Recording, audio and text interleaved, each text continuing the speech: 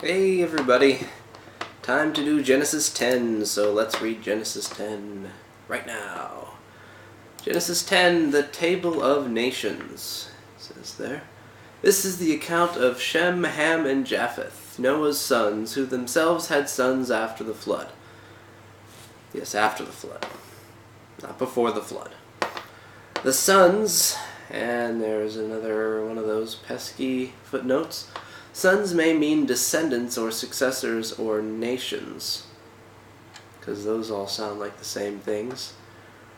The sons of Japheth, Gomer, which is a worse name than Ham, Magog, which is a worse name than Gomer, Madal, Javan, Tubal, Meshech, and Tyrus.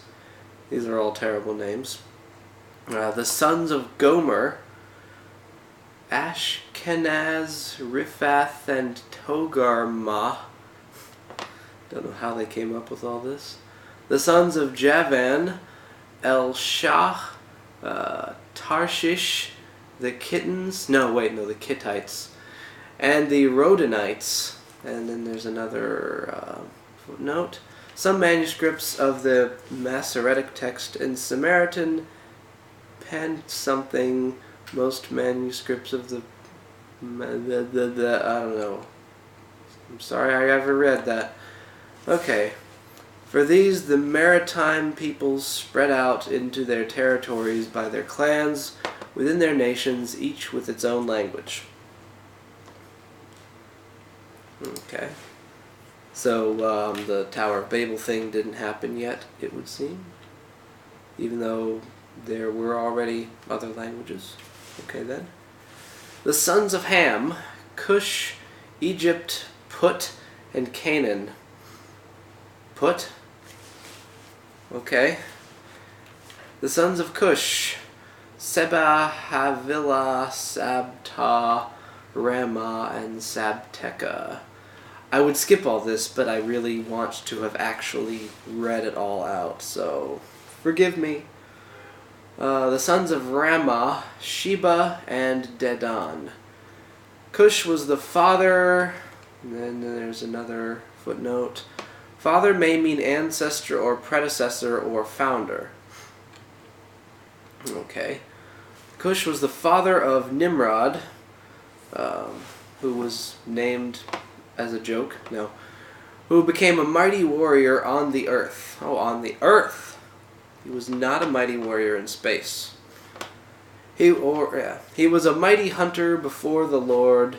That is why it is said, like Nimrod, a mighty hunter before the Lord.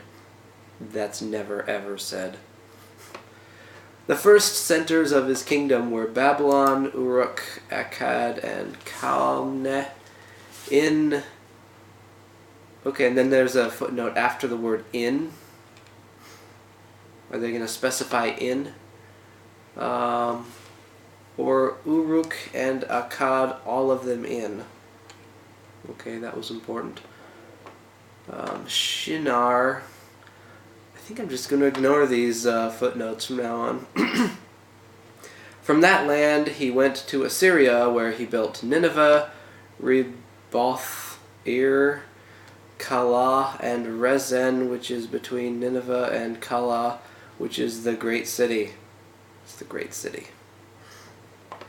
Egypt was the father of the Ludites, Anamites, Lehabites, Tuhites. I'm sure I'm mispronouncing all of these, but who cares? Pathrusites, Casluhites, from whom the Philistines came. Philistines, come on. And Captorites, whatever. Canaan was the father of Sidon, his firstborn. He was the father of his own firstborn. Wow, that's how it was back then. And the Hittites, Jebusites. Told you Jebus was a real person. Amorites, Girashites, Hivites, Arkites, Sinites, Arvadites, Zebmarites, and Hamathites. Later the Canaanite clans scattered, and the borders of Canaan reached from Sidon toward Gerar as far as Gaza, and then towards Sodom, Gomorrah, Admah, and Zeboim as far as Lasha. I think they were really, really trying hard to make this as boring as they could possibly make it.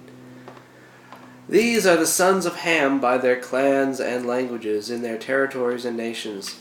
And was it just Ham's son that got cursed to be a slave to everyone else? Or was it all of his descendants? I'm going to look back and check. Back to Genesis 9. Cursed be Canaan, the lowest slave of the slaves will he be to his brothers. It looks like it was just Canaan. Yeah. Okay then. Well, that's good. I've heard it said that people who defended slavery back in the day justified it with that, saying that the Canaanites were supposed to be slaves and everyone descended from them. But it just says Canaan. Just that one individual. So, there goes that excuse. Okay, now for, it says, the Semites. We're almost through with this chapter. Sons were also born to Shem, whose older brother was Japheth. Well, yeah, we already know that. Shem was the ancestor of all the sons of Eber. I'm guessing this part was probably written by a different person than the others. Otherwise, he wouldn't have felt the need to repeat that. The sons of Shem, more of this stuff. Elam, Asher, Arphaxad, Lud, and Aram. The sons of Aram, Uz, Hul, Gether, and Meshech. Arphaxad was the father of Shelah, and Shelah was the father of Eber. 2 sons were born to Eber. I'm not really taking any of this in. One was named Peleg, because he had a peg leg. No. Because in his time the earth was divided. Don't know what they mean by that. His brother was named Joktan. Joktan was the father of Almodad, Sheleph, Hazmarveth, Jarah, Hadaram, Uzal, Diklah, Obal. Okay, these 3 names, Obal, Abimael, Sheba, those are their own verse in this chapter. Don't know why they decided to do that.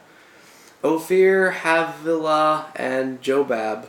All these were sons of Joktan. Good to know. The region where they lived stretched from Mesha towards Sephar in the eastern hill country.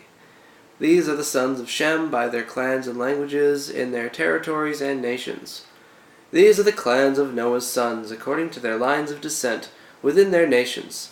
From these the nations spread out over the earth after the flood. Over the earth, not under the earth or anywhere else. Oh, I think I was way off to the side this whole time. Oh well. There we have it. Genesis 10. We're through it. Hopefully Genesis 11 is a bit less horrible.